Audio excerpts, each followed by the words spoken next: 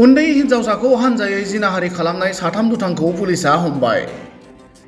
क'क्राझार जिल्लानि गसाइगावआव सासे उन्दै हिनजावसाखौ साथाम दुथां सुबुङा हानजायै जिनाहारि खालामनाय जाथाया ओनसोलनाङैनो सोमोनांनाय थासारि सोमजिहोदों।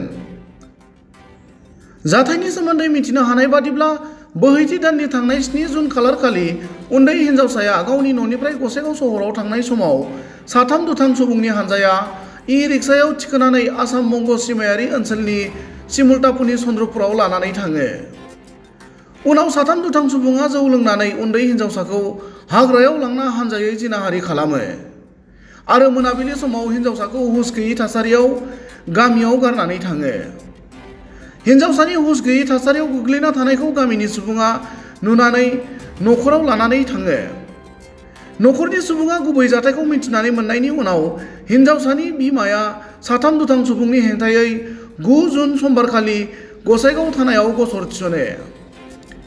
साथाम दुथांनि बोलि जानांनाय हिनजावसानि बिमाया होनाय गसरनि बिथा खालामनानै गसाइगाव पुलिसा संदाननानै गसाइगाव महकुमानि 2 नं जयमानि थागिरि 19 बोसोर बैसोनि जाकिर हुसेन, 1 नं जयमानि 19 बोसोर बैसोनि आलम आली आरो भदियागुरिनि 18 बोसोर बैसोनि आमिर हुसेनखौ हमनो हायो।